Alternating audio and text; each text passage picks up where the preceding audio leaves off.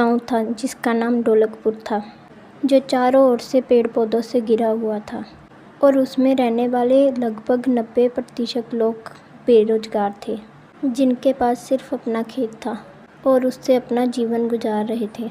जहां बिरजू नाम का एक गरीब किसान अपनी पत्नी गौरी और अपनी बेटी के साथ रहता था। वह अपना घर चलाने के लिए खेतों में बहुत मेहनत करता था। अम्मा, क्या आज दाल नहीं बनी? भूख के मारे मेरा पेट दर्द कर रहा है। मुझे बहुत भूख लगी हुई है अम्मा, कुछ खाने के लिए दो ना। बेटा, आज बस रोटी ही खा ले, घर में कुछ नहीं था इसलिए सिर्फ रोटी ही बनी है, कल कुछ इंतज़ाम करेंगे। इंतज़ाम? आज क्या बचा है बेचने के लिए? खेत गिरवी रख चुका हूँ, बैल बिक चुके हैं, पेट की आग कैसे बुझाऊँ? भूख तो मुझे भी बड़ी ज़ोर की लगी है, लेकिन मैं कर क्या सकता हूँ? अब हमारा परिवार कैसे चलेगा? मुझे तो ये भी नहीं पता है। आप बिल्कुल ठीक कह रहे हो, लेकिन हम भूखे रह सकते हैं। लेकिन हमारा बेटा कैसे भूखा रहेगा? और हमने तो अपनी भूख को जैसे कैसे करके रोक लिया है, लेकिन उसको तो बहुत ज़ोर की भूख लगी है। गौरी, अब मैं क्या बताऊं? और सेठ जी का कर्ज भी तो उतारना है। बहुत दिन हो गए हैं, पता नहीं किस दिन वो हम पर टूट पड़ेंगे। हाँ जी, और वो ज़मींदार किसी पर रहम भी नहीं खाता है, इसलिए आज ही उनके पास चली जाए और उनसे कुछ दिन की मोहलत मांग ले। शायद वो तुम्हें कुछ दिन का समय दे दे। बिरजू सेठ धनराज के पास पहुंचता है। सामने खड़ा देख धनराज उसे कहता है, बिरजू, कर्ज उतारने आए हो या और क्षमा मांगने आए हो? तुम्हें देखकर तो ऐसा लग रहा है कि तुम बड़े उदास हो। मेरा कर्ज उतारने तो नहीं आए होगे? हाँ सेठ जी, ये बात तो आपने बिल्कुल सही कही है, क्योंकि मैं कर्ज चुकाने नहीं आया हूँ। मेरे पास तो पैसे ही नहीं हैं, तो मैं कर्ज कैसे चुकाऊँगा? इस बार बारिश भी नहीं हुई, फसल सूख गई है, इसलिए थोड़ा और समय दे दो। अगर समय से कर्ज नहीं चुकाया तो ब्याज बढ़ता जाएगा, समझे? अगर नहीं चुका सकते तो खेत हमारे नाम कर दो। जब तुम लोगों को पता है कि तुम कर्ज नहीं चुका सकते तो कुछ ना कुछ मुझे दे दो, खेत, घर, जिससे मैं भी निश्चित होकर रहूँगा। बिरजू का चेहरा सफ़ेद पड़ जाता है। उसके लिए वो सिर्फ ज़मीन का टुकड़ा नहीं बल्कि उनके पुरखों की निशानी है। फिर वह सेठ धनराज से कहता है, अरे मालिक, ऐसी बात नहीं है। अगर इस बार फसल ना सूखी होती तो मैं सारा पैसा आपका अभी लौटा देता। रही बात मेरे खेत को आपके नाम करने की, तो मालिक ये मैं नहीं कर सकता, क्योंकि यह मेरी पुरखों की ज़मीन है। इसीलिए आप मुझे कुछ समय दे दो। देखता हूँ शायद मेरी फसल जल्दी से तैयार हो जाए। मैं आपके सारे पैसे तुरंत लौटा दूँगा। देखो बिरजू, तुम्हें जो करना है जल्दी करो। मेरे पास इतना समय नहीं है कि मैं तुम लोगों को मोहलत ही देता जाऊँ। और अगली बार से मैं कर्ज पर पैसे तो दूँगा, लेकिन सबसे पहले उस व्यक्ति की कोई ना कोई कीमती चीज़, खेत, घर अपने नाम पहले ही करवा लूँगा। अगर उसने समय पर पैसे लौटा दिए तो मैं उसका खेत उसके नाम कर दूँगा। अगर नहीं चुका सका तो अपने नाम ही रखूँगा। अब जाओ यहाँ से और जल्दी से कुछ ना कुछ इंतज़ाम करो। सेठ धनराज की बात सुनकर बिरजू वहाँ से चला आता है और बिरजू परेशान होकर गांव की चौपाल पर आता है। उसे परेशान देखकर गांव का दूसरा किसान रामलाल उससे पूछता है, बिरजू, सुना है सेठ धनराज तुझसे खेत छीनने वाला है। वो तेरे साथ ऐसा करेगा तो तू तो बेखेत हो जाएगा। मुझे तो ऐसा लग रहा है जैसे सेठ धनराज तेरे साथ कुछ अच्छा नहीं कर रहा। हाँ भाई, सेठ धनराज मुझसे मेरा खेत छीनना चाहता है, लेकिन मुझे अब कुछ समझ नहीं आ रहा कि मैं क्या करूं। अब कोई रास्ता भी तो नहीं दिख रहा। क्यों ना हम सब मिलकर विरोध करें। सेठ यूं ही गरीबों को लूटता रहेगा और आज तक इसने हम किसानों का कुछ भी भला नहीं किया है। मुझे तो कभी कभी इस पर इतना ज़्यादा गुस्सा आ जाता है कि इसका गला ही घोट दूँ। हाँ भाई, तुम ठीक कह रहे हो। अगर हम साथ मिलकर किसान इसका विरोध करेंगे तो शायद कुछ हो सकता है। अगली सुबह होते ही रामलाल, बिरजू और रघु तीनों किसान एक साथ खड़े हुए थे।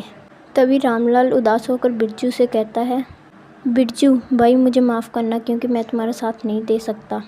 बात कुछ ऐसी है कि यहाँ तो मेरा निहाल था और अब वहाँ मेरे पिताजी की मौत हो चुकी है, इसलिए मैं यहाँ नहीं आ सकता।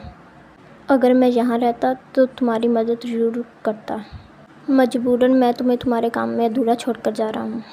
अरे कोई बात नहीं रामलाल, मैं और रघु हैं ना, हम सब कुछ संभाल लेंगे। मुझे यह सुनकर बहुत बुरा लगा कि तुम्हारे पिताजी की मौत हो गई। भाई तुम आराम से जाना। बिरजू भाई, तुमने कुछ सोचा कि सेठ के खिलाफ़ क्या करें? सोचना क्या है रघु, सेठ के पास ताकत है, पैसा है, आदमी है। मैं अकेला क्या कर सकता हूँ? अरे भाई तू अकेला नहीं है, मैं तो तेरे साथ हूँ ना। बेचारा रामलाल भी हमारे साथ होता, पर भगवान ने उसके साथ बहुत गलत किया। उसे जाना ही था। बिरजू रघु की ओर देखता है, पर उसे उसकी आंखों में भरोसा नहीं दिखता।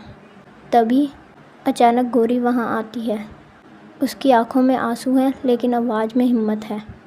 बिरजू, तुम हार क्यों मान रहे हो? खेत हमारे पुरखों की पहचान है।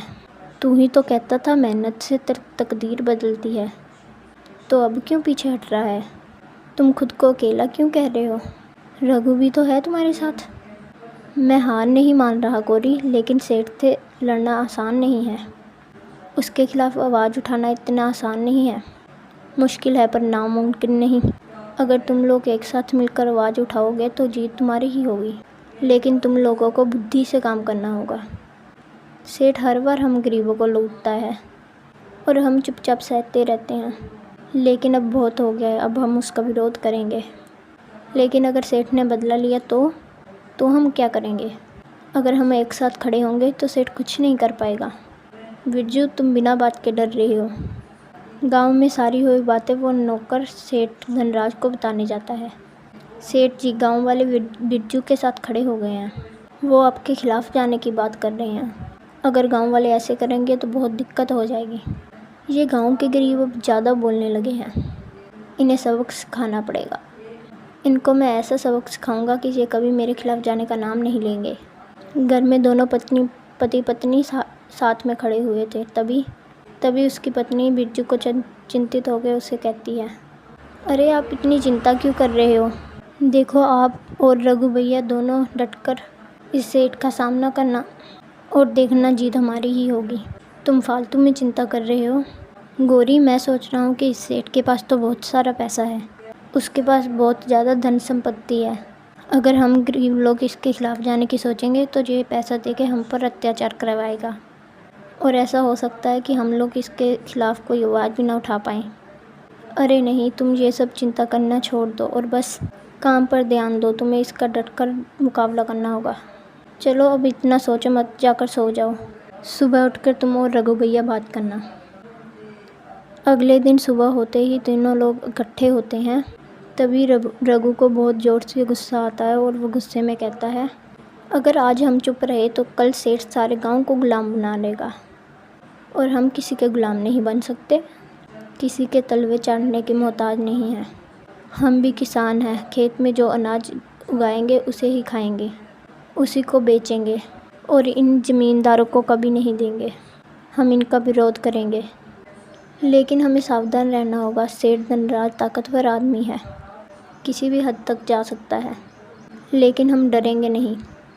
ये ज़मीन हमारी मेहनत की कमाई है, इसे सेठ ऐसे ही नहीं छीन सकता। और अब हम लोग तैयार हैं सेठ का खुलकर विरोध करने के लिए। सही कहा, अगर लड़ना पड़ा तो लड़ेंगे। जो भी करना पड़ेगा हम ज़रूर करेंगे, लेकिन न्याय पाकर रहेंगे, न्याय पाकर ही मानेंगे। उन सब में जोश आ जाता है और पहली बार उन्हें महसूस होता है कि अगर हम सब एक साथ खड़े होंगे तो हमें कोई भी रोक नहीं पाएगा। इधर सेठ धनराज बहुत गुस्से में बैठा हुआ था, क्योंकि उसके नौकर ने उसे बताया था कि गांव वाले उसके खिलाफ़ साजिश कर रहे हैं। ये गरीब अब ज़्यादा बोलने लगे हैं। अब इन्हें सबक सिखाना होगा। अगर इन पर जल्दी से दबाव नहीं डाला गया तो ये मेरे बारे में पता नहीं क्या क्या बोल देंगे और ना जाने क्या क्या करने के लिए तैयार होंगे। हुक्म, अगर गांव वालों ने बगावत कर दी तो मामला बिगड़ सकता है। मुझे तो लगता है ये गांव वाले आपके साथ बहुत गलत कर रहे हैं। डर मत, मैं इन गरीबों को अच्छे से जानता हूँ। इनका गला दबा दो, फिर देखो कैसे चुपचाप हमारे चरण चाटते हैं।